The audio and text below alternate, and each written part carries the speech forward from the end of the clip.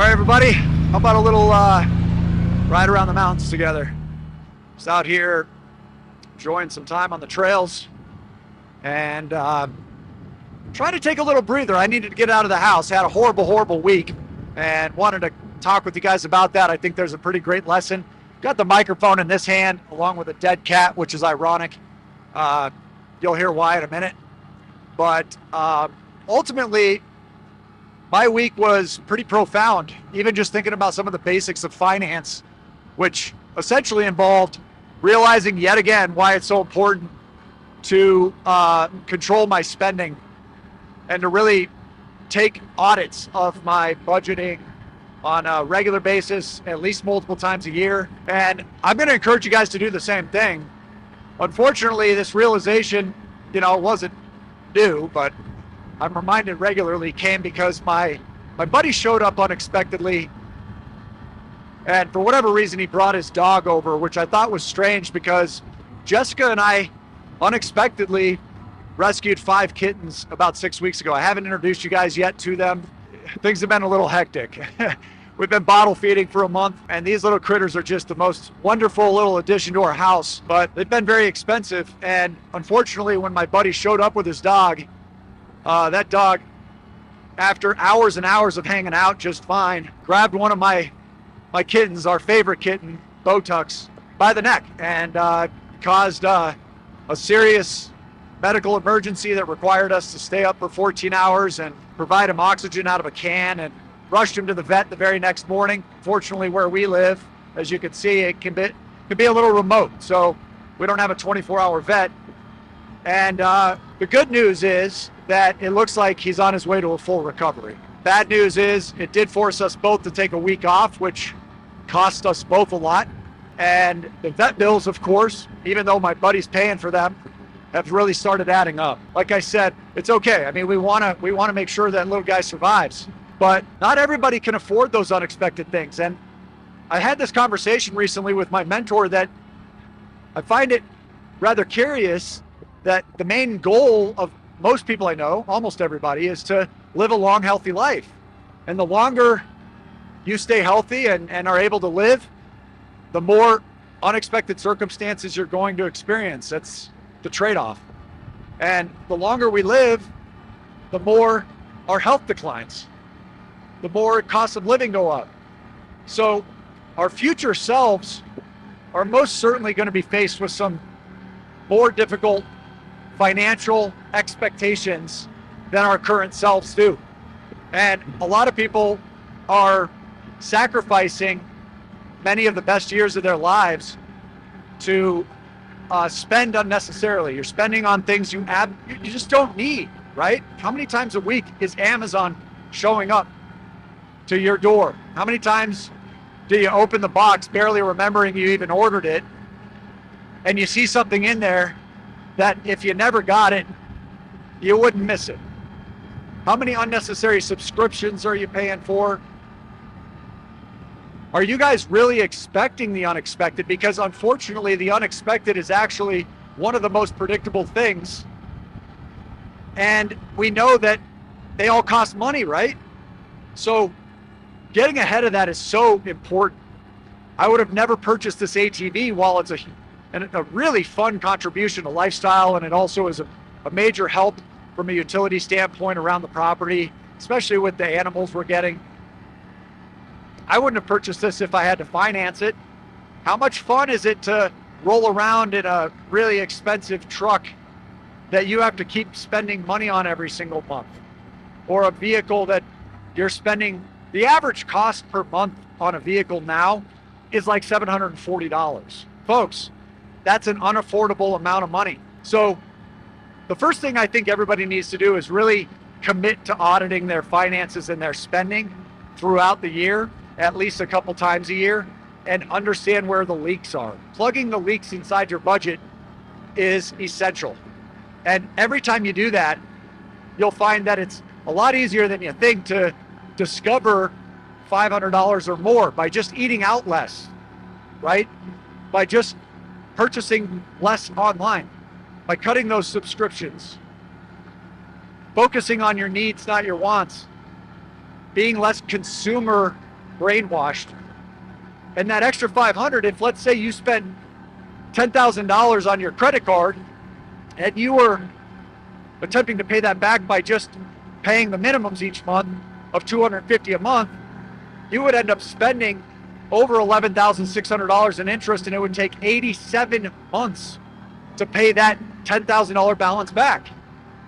Well, that's the cost of this ATV. You could buy 2 of them and still have money left over if you were just willing to delay the gratification. But yet, how many people do you know? Maybe you're one of them. You just can't help yourself. You can't resist the temptation of the lifestyle contribution now.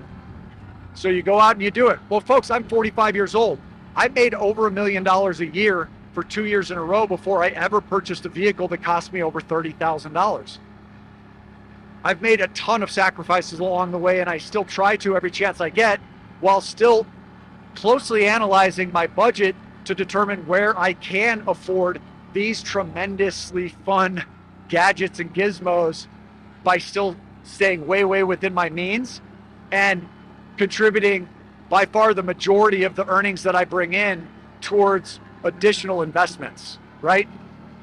But the first step is to pay the debt off, because if you were to find an extra $500 and make a $750 minimum payment instead of $250, that debt would be paid off in about 1.5 years, 19 months. And you would drop that interest of about $11,600 at a 25% interest rate on a credit card, which is almost getting low, unfortunately. We're seeing interest rates above 30% now. You would knock that down by almost $10,000, a little shy of $10,000.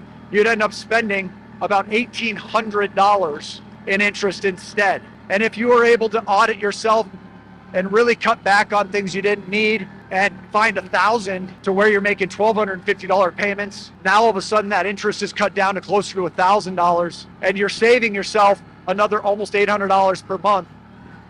So I would rather pay my credit card off in 9 months by spending $1,000 less every single month, wouldn't you?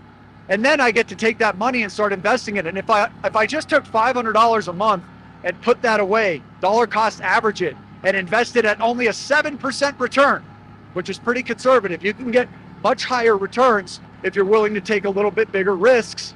And when those pay off, they a lot of times end up covering your losses far faster, and you're able to build your wealth that much more quickly. But if you're being conservative at only a 7%, you're going to be at about $86,000 over a 10-year period of time.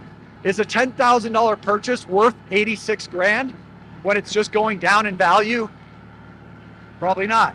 Over 20 years, you'll have over $250,000. Over 30 years, you'll have over $600,000 if you let it compound at 7%. If you were to double that, find $1,000 and invest that, and you're still keeping the $250 of a minimum payment you were making, mind you, and you're only taking that extra $1,000 and using it to invest, well, now you can double all of those values, right? Over $170,000 over 10 years, over $500,000 over 20 years, and $1.2 million that would be added to your net worth, to your nest egg, after 30 years.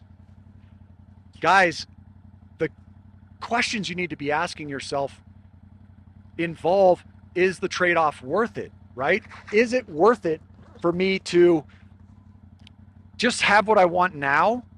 Or can I delay that gratification and wait a little bit longer? Because here I am at 45 and I can afford to buy an ATV many times over with my own money, and it doesn't affect my financial future at all by using that money and that cash to buy it outright and not finance it. The RV I own, right? That's paid for in cash. My dream Jeep. I just had my dream vehicle come across my desk. I love this car so much, and this thing is showroom ready. Well, lucky for me, my taste isn't that expensive. It would cost me $56,000 to buy it cash. Luckily, I was able to finally get that rental property sold, got a nice chunk of change for that. I've held it on for 21 years. I'm going to pay a lot of taxes, and I'm going to invest the vast majority of it. But if I took $56,000 of those proceeds and I paid for that cash, it wouldn't affect a lot. And yet, even after drooling over the listing many times. I've been on there dozens of times looking at it, having friends encourage me to do it, saying, I've earned it, you deserve this.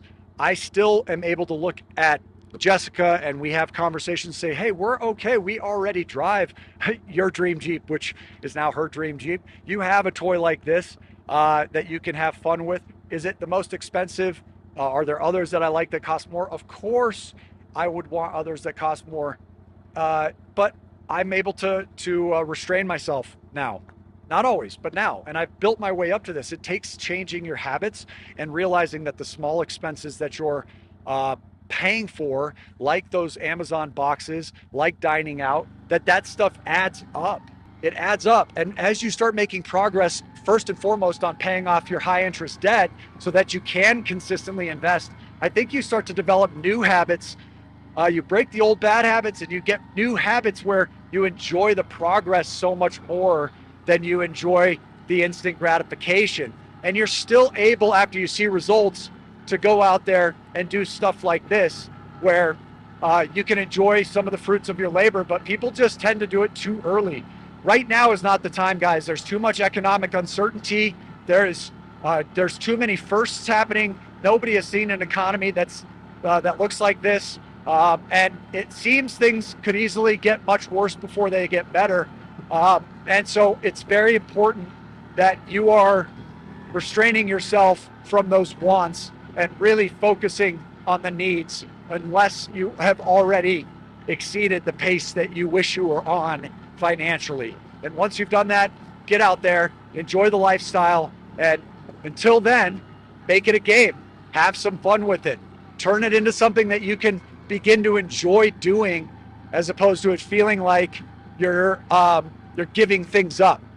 So your future self is going to thank you, guys. I know these videos can sometimes come across a little bit basic, but I obsess over this stuff. And it's always the reminders to me, like my cat passing, almost dying, and having the costs that come along with his fortunate survival. And from there, being able and willing to just give up on, financial stability is going to be worth far more to you than the splurging on lifestyle inflation, right? When your lifestyle inflates because you're earning more money, what you're going to find is that really the most important purpose that money as a tool can serve is allowing you to be stable in the face of unexpected financial instability. Financial stability and peace of mind, I think, for most people, and I don't mean to gender stereotype, because I am a male that values this at the top of my list too, but it is just feeling safe. I want to feel safe, and I want to feel like I have all my bases covered, so that when something bad happens, it doesn't feel like just another major crisis on top of the problem that's there to try and afford it. So I'm rambling at this point, guys, trying to multitask and remember how I can get back to my Jeep. But I hope you enjoyed the ride today. I think doing these adventure videos with you guys and getting you out into nature, and boy, I just needed this today. We've gotten very, very little sleep over the last 8 days. It's been a 24/7 monitoring process, just making sure that our little Botex is in good shape and is on his way to a full 100% recovery. So with that in mind, guys, I'm going to be introducing you to the kittens. Certainly include some of the videos and photos so far in this video, but can't wait to cut a video where they're in it with me, and you'll meet him after he's feeling a little bit better. But guys, I hope you're having a great day yourselves, and get into your budgets, monitor your spending, and cut out any of the crap that is not serving you, either making you more money because of the cost or an absolute need in your life for survival. That's what you need to focus on. All right, we'll see you on the next one, guys. Until then, keep on cash flowing. Take care. Bye.